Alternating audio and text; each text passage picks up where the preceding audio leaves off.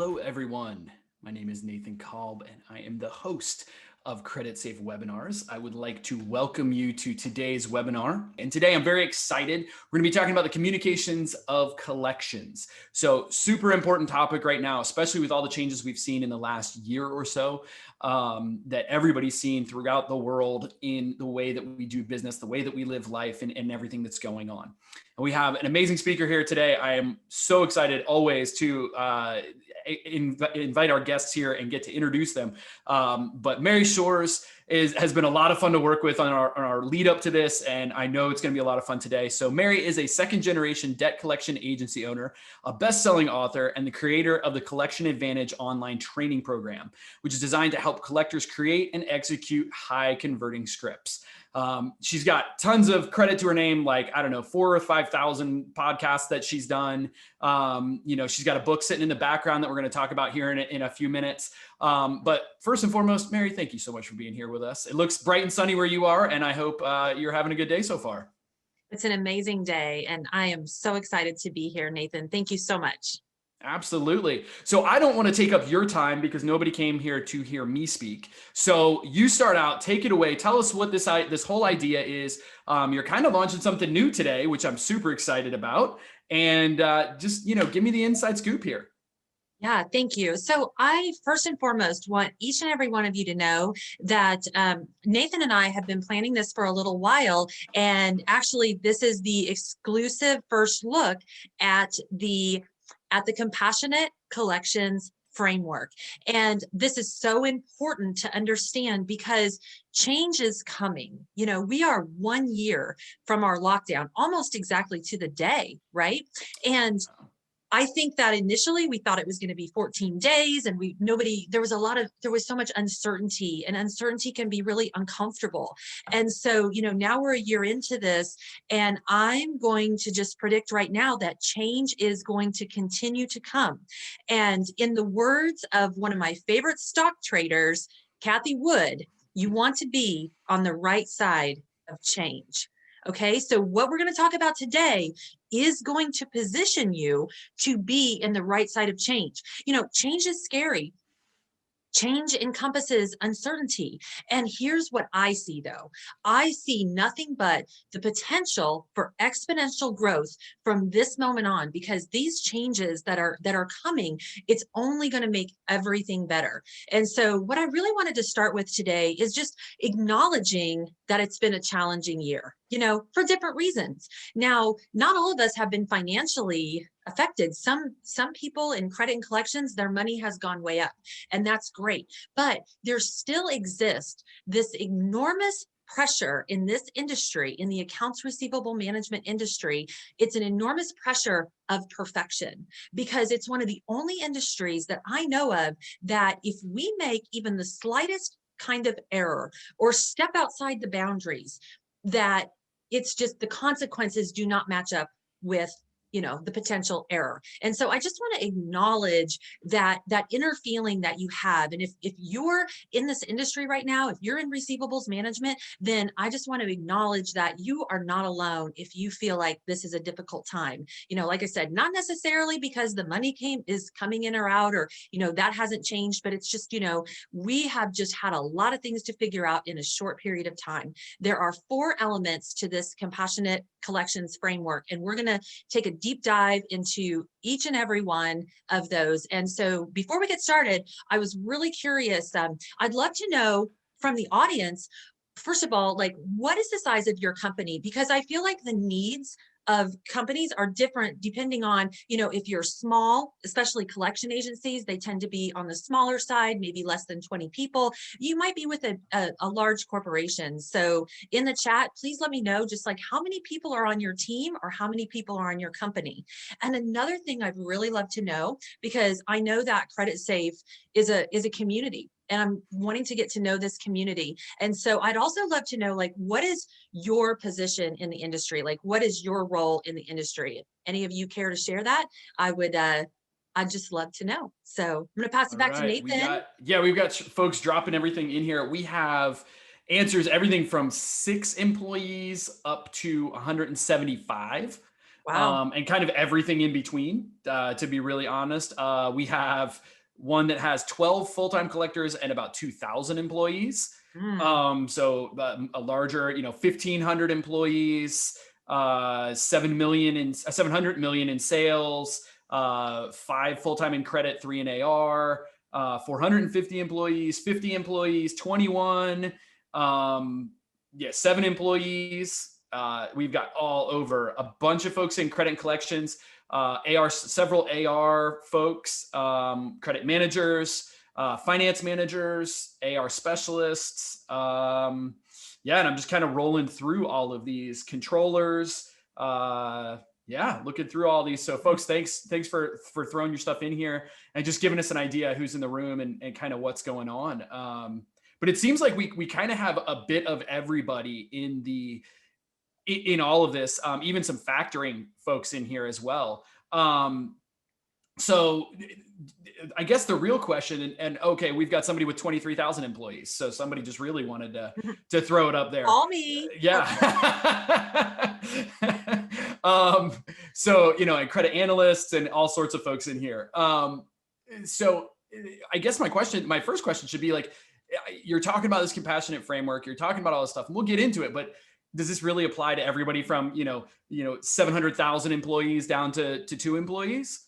Well, let's find out. I think it'd be a great question to ask the audience at the end. Like, if you think that something applies, like even as I'm speaking it, if it applies, just throw it in the chat. Let Nathan know if you feel like this applies to you. If it doesn't apply, I'm certainly not offended. Personally, I think that because we're all human beings, this framework is going to apply to everyone because it's based on neuroscience.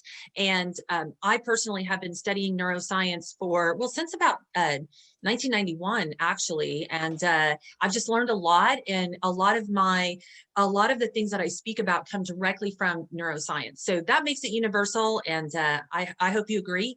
And yeah, just let me know as we get going. Awesome. So yeah, we've got all that in here, folks. If you see your answer going away or if you get a notification, it's just me saying, hey, yeah, we saw it. You're good. It's not actually a question that we have to answer right now because there's a lot of them in here. So thank you for throwing the answers in there for us. So Mary, I mean, as we're going here, obviously you've got a book and we're going to talk about that book. I keep bringing it up, but we're going to talk about the book, folks. There might be some fun in there for you as well, you in the audience for that. So pay attention.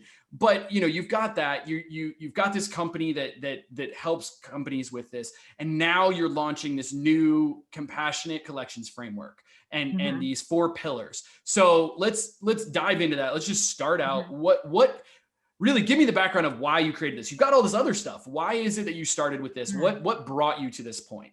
Yeah, great place to start. So as Nathan mentioned, I own a collection agency. That is my trade. So my passion is really, writing and speaking. My money comes from the collection agency. And so about 15 years ago, I was really fed up. And the reason I was fed up is because I was honestly sick and tired of the daily stressful phone calls. It just felt like everything was so adversarial. If you think about this, 15 years ago, we were right at the height of the real estate bubble. And that was not fun in the collection business because people would literally call me and cuss me out. I think we don't talk about that often enough. There's a negative stigma in the industry and it's been stigmatized for years. And yet, on the other hand, one of the things we don't talk about is how sometimes consumers are treating us. And there's reasons for that, which I'm going to get into. So, stick around and I'll tell you why that happens.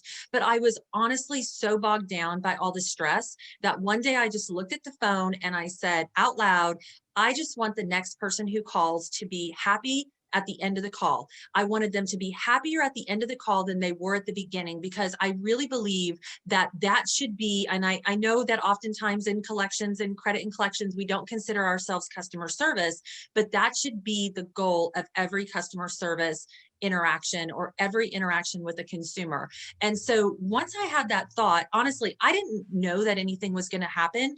But if you're anything like me, maybe there's been this one moment in your life, and that one moment just changed everything else that happened. And so that was that moment for me. And I didn't know it at the time, but it would lead me to writing a best-selling book, changing the way that I operate my own agency, and also then making the decision that it was time for me to support the rest of the industry, because what I had already been able to prove, because I had turned my own agency into a laboratory, was that the concepts that I'm going to be sharing with you today, not only do they work to create connection, they work to also increase performance. So, if you're feeling the pressure right now, empathy is the biggest buzzword in the industry. It's like, how can we be empathy? How can we be empathetic to consumers? Well, empathy is not something that you can just look at someone and say, be empathetic. It really takes someone to say, how do we show empathy? How do we handle what's happening in our industry in a way that creates more connection and stopping the conflict at the same time? Awesome. Awesome. Yeah. And I mean, I can say this, I have never been in collections. So I don't have that side of having to deal with that. But so how do we do this basically is the question. Everybody's in here. We've got like almost 200 people in here paying attention, listening, hanging on your every word. So, I don't know the last time you had 200 people hanging on your every word, but here's your chance. What does it look like? What does this actually Yeah. happen? Yeah, thank you. So there's four pillars to this framework. And the first one is really understanding the consumer experience. I think that, the customer experience, the customer journey has been something of a focus in other industries. And so I would really like the concept of understanding the consumer experience to catch on. And then the next thing that we're going to be looking at is, what are the top skill sets? So that's the first part of the framework. The second part is, what are the necessary skill sets in the actual agents? Okay, so in this part of the talk, it's really going to be about the agents themselves.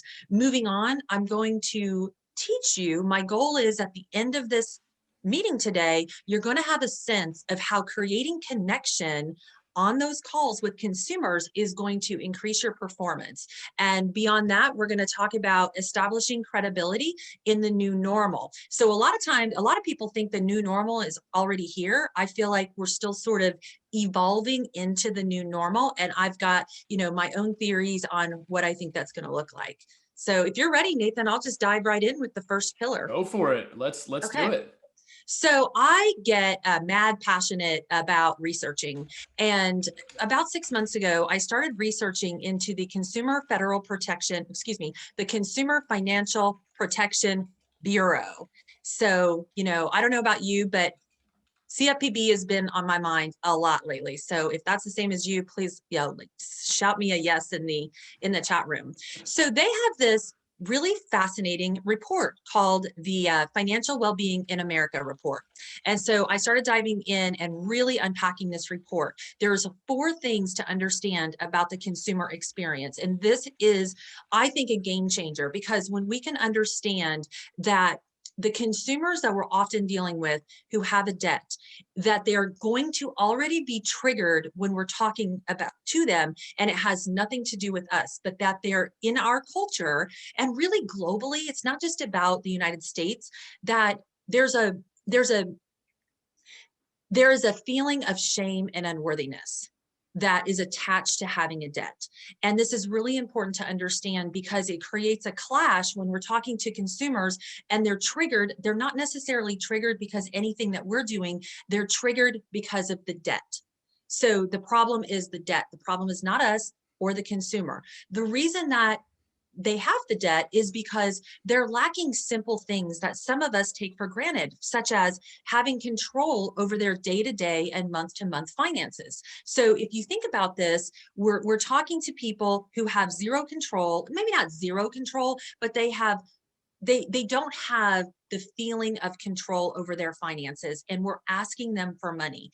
And the other thing that I want to say about that is, like, when you have a debt, it's almost like this tarred and feathered feeling, like somebody's got this oily, gooey mess stuck right on you. And then if your agent is talking to them on the phone, oftentimes it can feel like someone just struck a match right on them. Now, obviously, that kind of dynamic can lead to conflict on calls. The second part of the report that I found really fascinating is to discover that often these consumers do not have the capacity to absorb a financial shock. So early on in the pandemic, this was a financial shock even to myself. I had no idea what was going to happen. And so imagine the fear that someone must live in if they're unable to absorb that financial shock. The next thing, and this is kind of maybe not as detrimental as the first two, but not really having a financial plan or having those milestones that they're going to set up for themselves so that they can be meeting financial goals.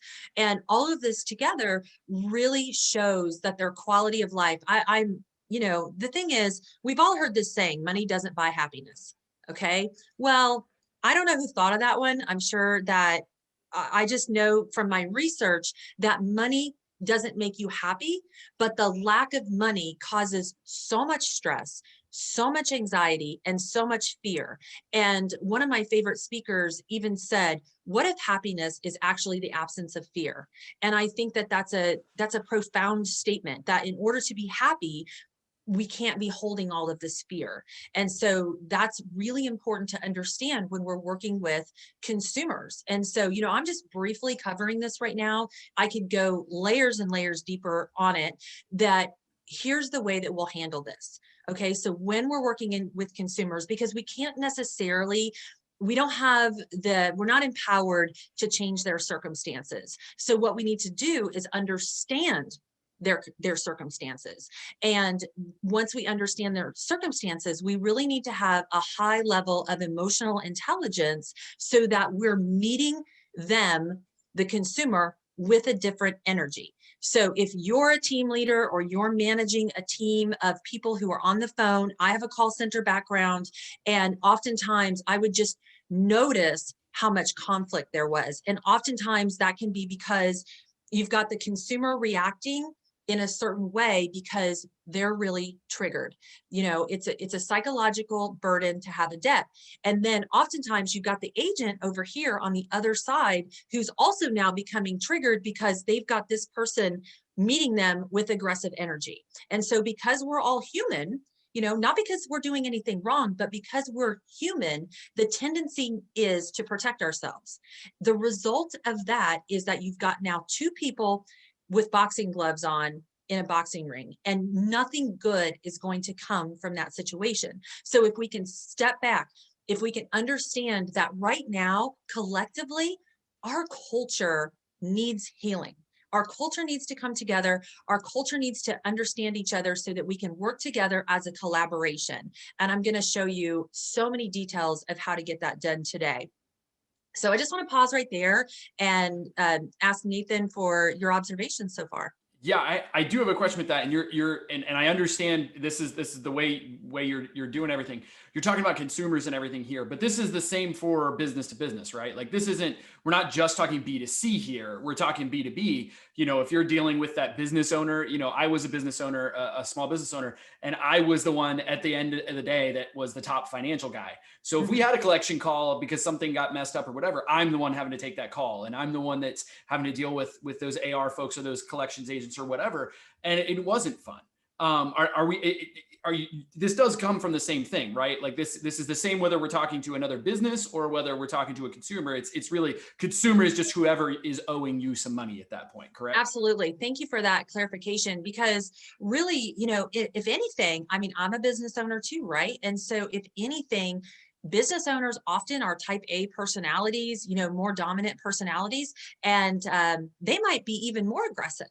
Right. So because it's because we're all people, and neuroscience is universal. So whether it's a business that we're collecting from, if you're speaking to the owner of that company, you'll probably get more emotion versus if you're speaking to a person in an accounts payable department and it doesn't really affect them personally. And yet I can tell you that internally they do feel that pressure, like, why isn't my boss paying this bill? And it affects them. So we need to treat people with compassion, and it really begins in understanding that everyone's number one human need is human emotional need is to feel heard and understood.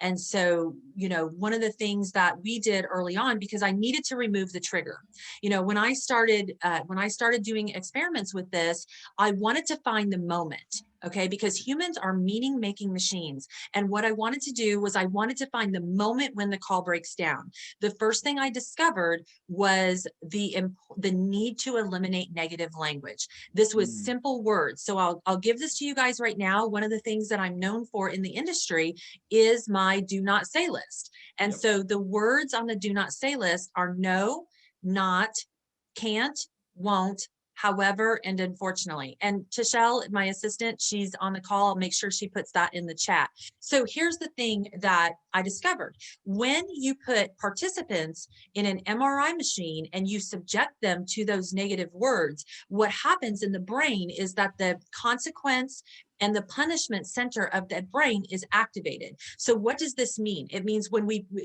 become triggered. We're in our fight or flight. We're in the amygdala. We can't be in both the problem solving area of the brain and in the fight or flight process of the brain at the same time. It literally just does not work. In fact, I would say it's the equivalent of expecting you to drive your car with your foot on the gas pedal and the brake pedal at the same time. Something tells me Nathan might actually have a trick to be able to do that, because he's pretty amazing. I don't know about that, but I will say, folks, yes, I know there is no chat in this session. The do not say list will be available afterwards in that email that I said that I was going to be sending all of you. Don't worry, that'll be on there. The do not say list will be right there. You can have it. It'll be all pretty and perfect and everything like that. I know, Tishelle, good job. You dropped it in there, but the questions are things that I can only see. And we do that just to make sure there's no other craziness going on during the webinar. Perfect. So, we've got that. So perfect. I mean, we had a couple of questions about, does this work for business or for AP or for those type of things? So I think that's a great way to do that. And I hate to do this, but I want to move you on to pillar number two. So, okay. So we've got the idea of understanding the consumer or the business's experience. Where are they coming from? Where are they in their situation? And meeting them there. And then what's the next thing? What's the next pillar? So the next thing is to understand what are the skill sets we need to invest in our professional development in order to meet the consumer needs, or the business needs. It's really, this is a human connection thing that we're talking about. So when we talk about the concept of empathy and compassion, it's really dealing with that human element, because one of the things that has been my mission for about 15 years now is to bring humanity back into this process. And I don't know about you, but if you've ever struggled with your hiring, just yesterday on LinkedIn, we put a blog up with this little video talking about, like, really, how do you attract that top talent? So if you're not connected with me on LinkedIn, it's Mary Shores, Shores. I would love to connect with you. We put out content every single day. So and that will be in the follow-up and everything, and linked on the landing page as well, folks. If you missed that, don't worry, I got you. This is why Nathan is my favorite. So I do this, I'm telling you, I do this all the time, and Nathan, if you guys are on his webinars on a regular basis, you're probably very lucky. So let's talk about these skill sets. What we need is to show empathy. And the way that we need to do that is talking about things like critical thinking skills. Critical thinking skills are vital, because oftentimes we've tried to create a process out of everything, and that's okay. Like, I'm a process geek, so I love processes and procedures, and I get uncomfortable if I can't put a step-by-step process around something. What I have found also is, like, I need the processes, and I need people who can think on their feet. I need people that can solve problems, because if they can't, it just means they're going to pass call after call after call in an escalated situation. They're going to get in a downward spiral with a consumer very, very easily. So if we can invest in their critical thinking skills, it will really it will help de-escalate the calls. It will also prevent complaints and the need to transfer to supervisors. Beyond that, it also helps them really create like higher payment arrangements and help them navigate the waters of the debt collection process much, much better. So in the Collection Advantage program, which is the online training program, this is the manual right here. So you can see it's a 160-page manual. That's just the book that goes along with the program. But we have an entire milestone and lessons that support the critical thinking aspect of it. We teach specific step-by-step processes because that's what I do. I take things, put them in a step-by-step process. The next skill set that I want to talk about is communication skills, because I'm a big component of scripting.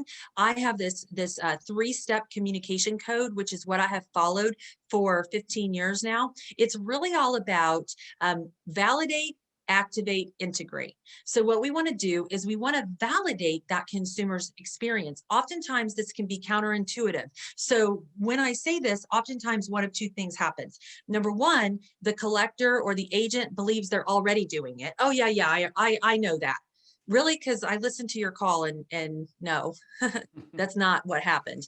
So it's just as simple as when you understand that the number one human need is to feel heard and understood, then what we have to do is validate that consumer's experience. This is so important because if you've ever been talking to someone about money and the next thing they know, or next thing you know, they have looped into this incredibly long story. Has that ever happened to you?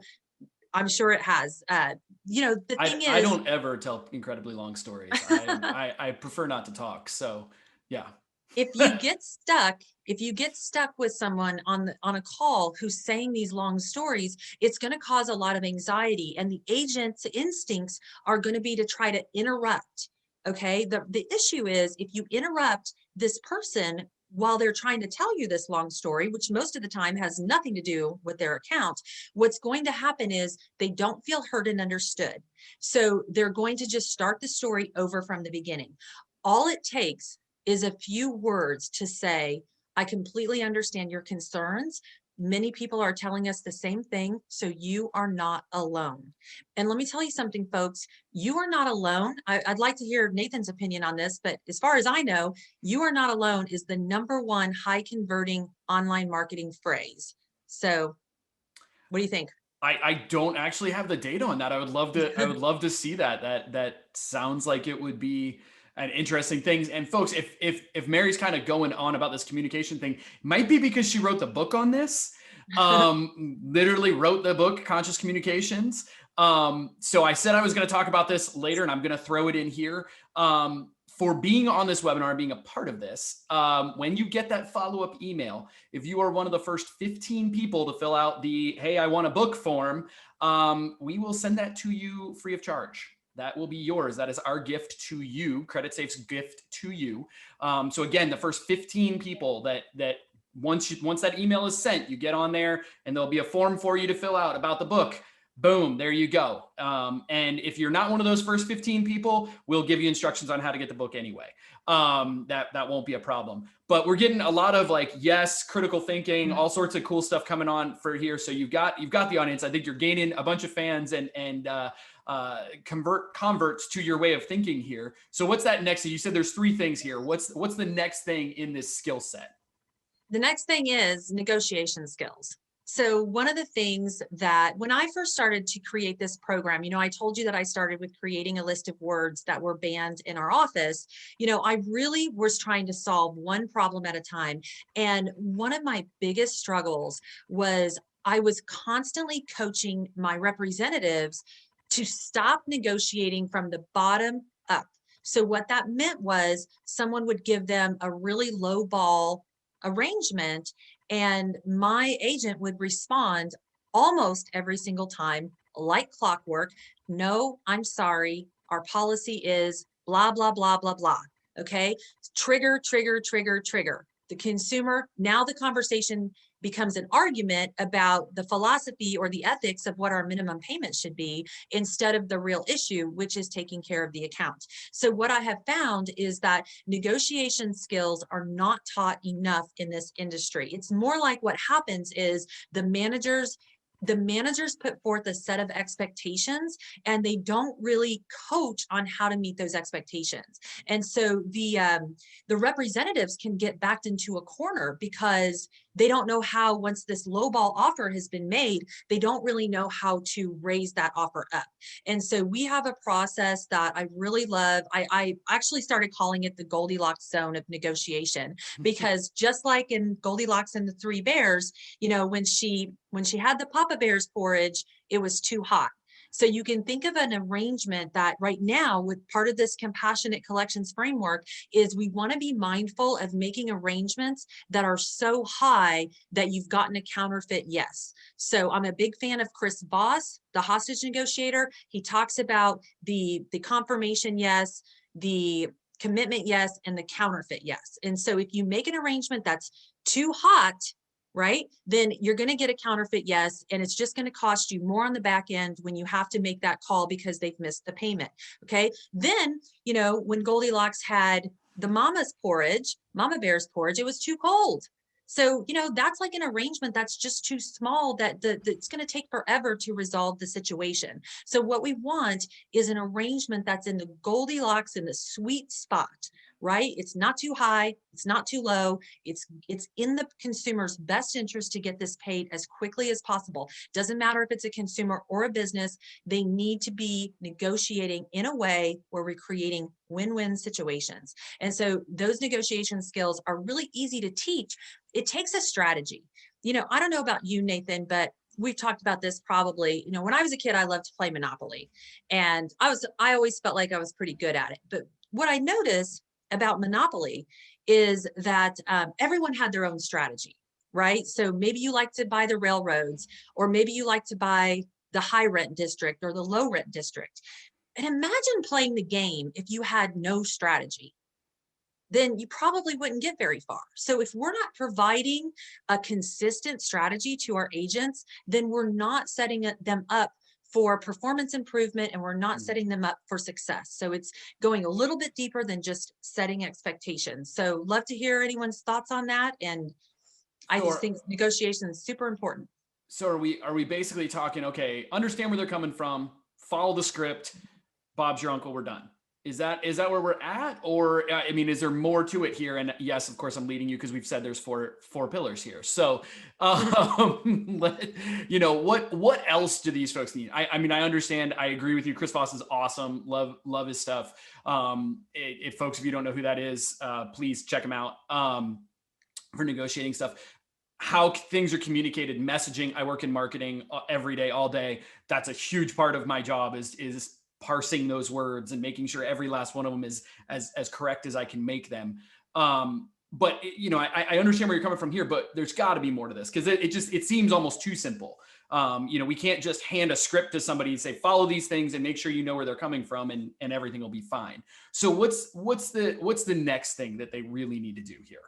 Yeah, so the third pillar in the process here is really creating connection. So if you want to throw that slide up, be a great time for that. So, I was telling you guys before that the number one human need is the need to be heard and understood.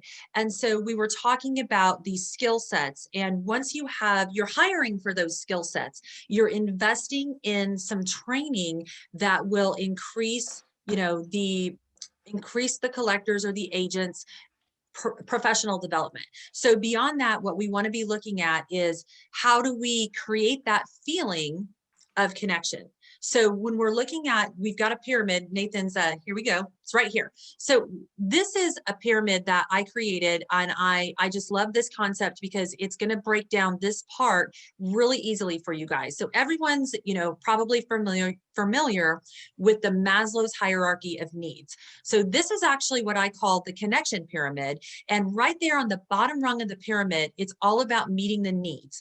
Once we can, and that is the need, number one need, to feel heard and understood.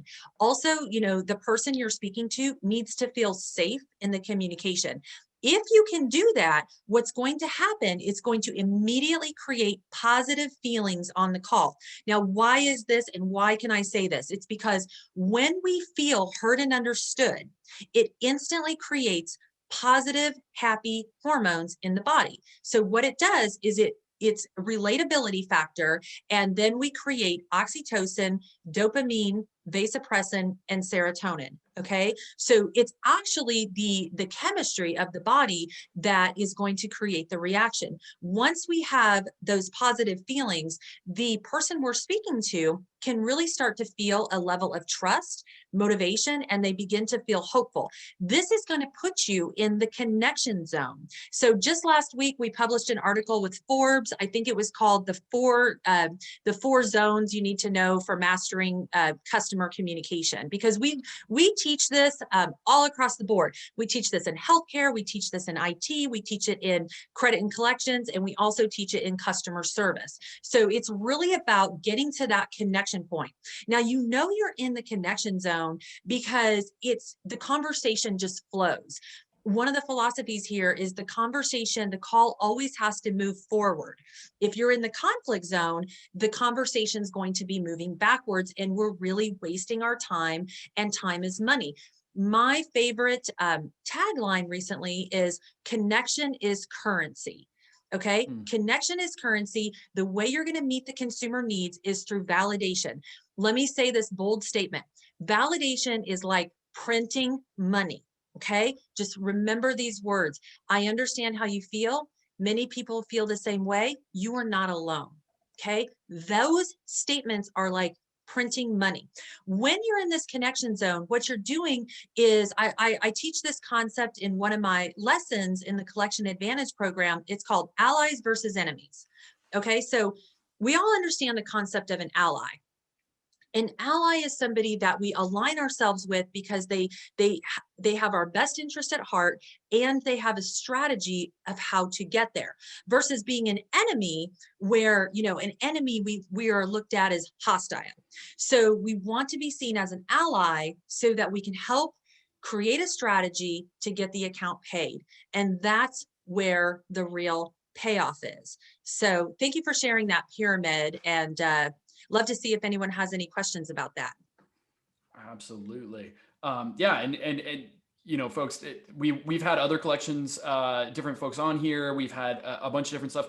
And this can take a lot of forms, as we've heard before. If you've been on any of other webinars, this isn't always just a, oh, we'll pay it off or else type thing. It can be that, hey, graduated payoff, as we can give you more product, because otherwise we can't. You're doing too much. You're in too far.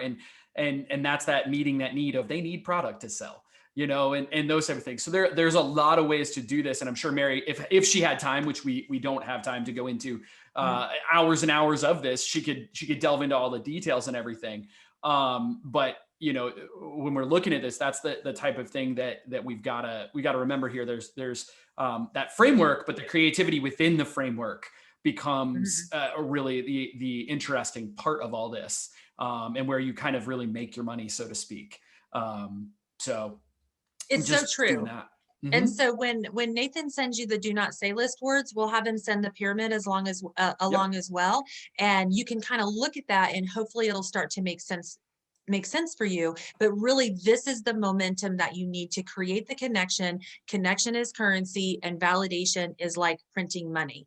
I'm going to give you two more things on that, and I'm going to move on to the fourth pillar, which is all about establishing credibility in the new normal. Once you have that validation phrase and you've said that to the person, there's only two more steps. And the next step is that activate. So what we want to do is we want to plant a seed of positivity.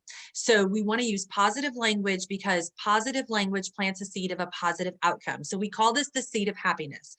All it is a few simple words to bridge us from the validation to the action statement. And the action statement is going to be the request. So if I can just share a scripting tip here, it's, right after you say you're not alone, you can say something like, the great news is that I can update your information and we can discuss your options. I've got great news for you today. We have plenty of options to meet your needs. And I'm just saying that as like a generic statement. You would fill in your own action statement, and writing scripts is key. Not that anyone needs to be 100% scripted. Agents really just need a guide. They just need a roadmap to follow. So we want to make sure that we're helping guide them through the call. So the last pillar, this is one of my favorites. It's really about how do we establish credibility in the new normal, because everything is reshaping right now. I mean, there was talk about defunding the police departments, and our children aren't even going to school. And I've got to tell you, like when I was growing up in 1985, I didn't even know something like that was possible, right? So it's like the world is in this place of uncertainty. And so the first part of establishing credibility is this aspect of safety and security. So how are we making people feel safe? Okay, so if you're an agency, I think you had some agencies on here. If you're Yes. an agency, you're going to have clients. You have clients in healthcare. They may have hit the pause button on their collections, right? That happened to us. It's okay. So in order for them to feel comfortable using your services, it's how do we establish and make sure that our clients know that they are safe using our services? Beyond that, it's always like creating that margin of safety. One of the things that I did when the pandemic hit was I canceled one of my credit cards. The reason I canceled the credit card, this was a high fee credit card. It was like $500 a year. You get into the Admirals Club type of thing. And I had all kinds, I probably had 1,000,000 points. I got so frustrated over one phone call. I said, that's it. I'm done. Cancel my card. Now, I'm a pretty big spender on this card. So it cost them a lot of business because they couldn't give me that margin of safety. Right. And I really needed to understand that. The next part of this is how do we manage a highly competitive market? Now, Nathan's a marketing guy, so I'm sure he has a lot to say about this. My theory here is it's time for transparency in marketing. What I mean by that is that it's not okay to have a brand promise that is completely a disconnect from the service that is actually being provided. And so I really believe that if we can create some transparency, and if you're working in a situation where you have clients or you're trying to attract clients, sharing more and more of your internal strategies is a proven way to get these clients. I was on a recent sales call. It was a hospital, we're a collection agency, so we're trying to get healthcare clients. And I held up this training book and I asked him what he was struggling with, and he told me a couple of things which made perfect sense. And he said, we do not want to get complaints from our collection agencies. We have been firing our agencies if we get complaints. And so no one really wants to get complaints. I held up this book. I showed him the manual. I showed him some of the concepts in the manual. He's like, where do I sign? Because why? Because it was very important for him to understand the training processes within our walls. And I think that if we start sharing these things with our clients, start sharing our internal training out to the public, it's going to either be a catalyst to bring in more sales, or it's going to be like a magnet. That is what I have found, especially in the past year.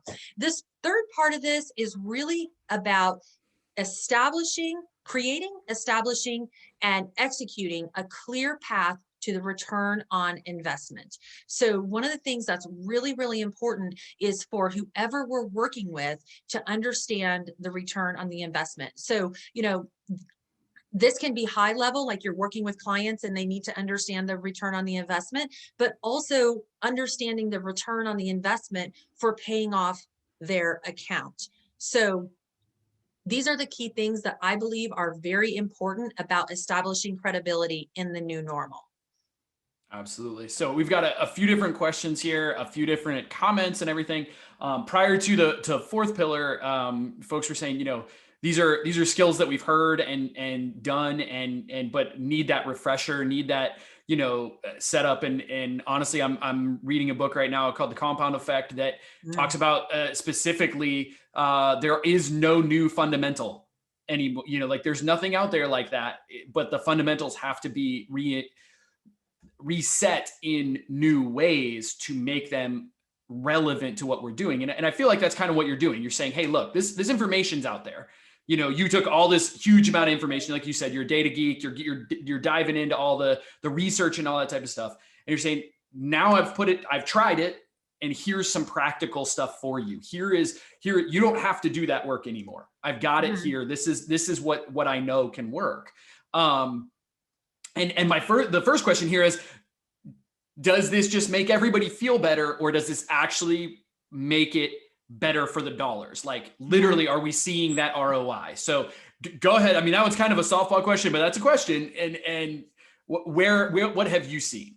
It's my favorite question, right? Because oftentimes people ask me, like, is compassion going to be, is this empathy, is these kinds of different frameworks going to be at the cost of performance? The opposite is actually true. So we rolled out the Collection Advantage February 1st of 2020. So it was just like right before the pandemic hit. Immediately what we saw, 30% increase in close rate. So what I mean by close rate is right there on the call, collecting a payment, 30% increase almost instantly within about 6 weeks of going through the training. Another thing is, through the use of voice analytics, it's easy to compare your agents who are using the words on the do not say list versus the agents who were able to omit or stop using the words on the do not say list. And so clearly it was no question that people who had eliminated those words were collecting significantly higher amounts, in some cases as much as 60%. The next thing that happens is it will drastically reduce turnover, because people who have phone jobs, it's stressful. You're taking on a lot of negative energy. It can be difficult. It causes stress. And when we are stressed personally, it affects our ability to think. And one of the things that people have said in the questions is like, oh, we've seen all these skills before. Here's the difference. It's time for a new modern approach. And the modern approach that I'm talking about here is not the old de-escalation techniques. It's not the old negotiation techniques. In fact, it's new techniques based on neuroscience. What's the difference? The old techniques are based on a lot of manipulation at times and psychology and de-escalation. This new modern approach works because it's how the human brain is wired. Okay, so it works because when we eliminate the triggers, we're creating a call from a different vantage point than how we did it in the past. And that is super important to understand. The last piece of ROI that I just want to mention, because this is the one that got me the most excited, is that when people are veterans in this industry, when people are seasoned and they have a lot of experience, and you're trying to train them and you're trying to get concepts to be sticky, it can be a little bit more challenging. When we're having the new hires come in and they are trained this way from day one, what we are seeing is they are increasing their, their quota by 6 times. So to give you an illustration of this, we had a company, they had 4 new hires. We trained them start to finish, and they were expected their first week on the phone to bring in $2,000. They brought in, that was 4 of them, so that would be $8,000. They brought in $48,000. So it was 6 times the average. And they did that the first week they were on the phone. Now, one of the issues, and this is why I talked about reducing turnover, because one of the issues that I was struggling with is this runway time.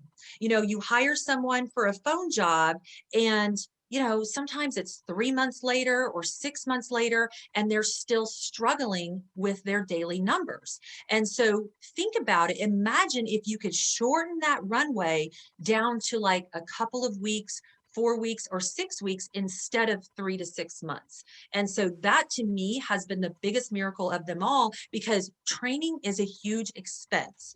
And, our platform is an online training platform, which means that anyone going through the program can access all the training 24/7. So it's all video based. We also built in weekly challenges, because micro learning, it's micro everything nowadays, right? I was going to tell Nathan that I wanted to start something called micro trading. So, but I'm going to have Nathan teach me. I'm going to tell him to do that, but I want him to teach me how to trade. Well, we have 2 questions left, and only time for that. But I will say this. So I'm going to ask something, and another little bonus for you folks that are on this. We are on Clubhouse. I know you have gotten on there some and played around. Would you be up for doing a clubhouse with us, with me, here, date to be determined? You and I will talk offline and we'll find a time where folks can just ask the rest of these questions, because we have more questions coming in, but I only really have time for these last two. So we'll send it out with the email and everything. If you and I can find a time, and folks, if you're not a part of Clubhouse, if you don't know what that platform is, you can shoot me an email. I'm the one that sent you the registration email and all that type of stuff, and I will happily send any invites that I have to you and figure that out for you. But would you be up for that, Mary?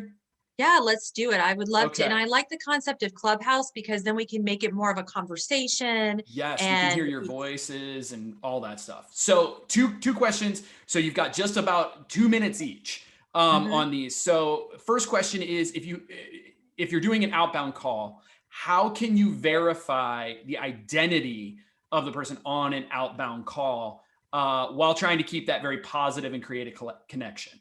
yeah, one of the phrases, my favorite phrase is, let's go ahead and update your information so that we can access your account. So, we just want to let them know that we need to verify them. So I know that that can be like a high pressure moment and they're asking us things. So we want to validate, like, hey, I can completely see your concerns. I want to assure you that I'm going to be able to answer all of your questions. I do need to verify your information. I think an easy phrase is, let's go ahead and update your information so we can discuss your account. Okay, there we Or go. let's go ahead and verify your information so we can discuss your account. Sure.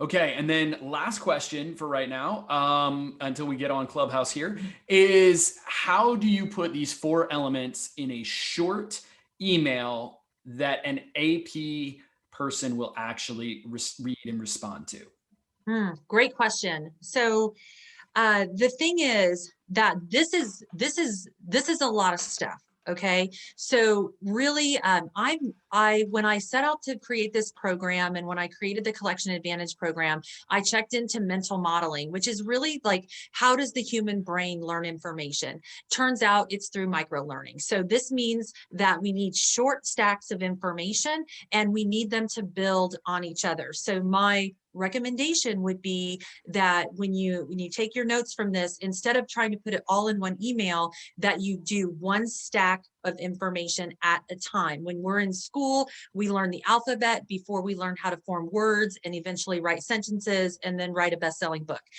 At this point, what we need to do is we need to understand one concept at a time and roll them out. And, the other part of that is you have to make the training sticky. So we create weekly challenges. One of the things that's really helpful, for example, we have a challenge called the 3-No Challenge. It's exactly what it sounds like. We challenge our representatives with these different skill sets, because if they don't practice it, it doesn't wear a new pathway in their subconscious mind. And so that's the reason, we think that sometimes people are being insubordinate, but it's really that human behavior is the hardest thing to change. The only way to change it is in the practice. So the power is in the practice. Create those weekly challenges, work on one skill at a time. There we go. So once again, Mary, thank you so much. I really appreciate it. Everyone, thank you so much for joining us, and we look forward to seeing you next time. And as always, have a great day. Bye, everybody.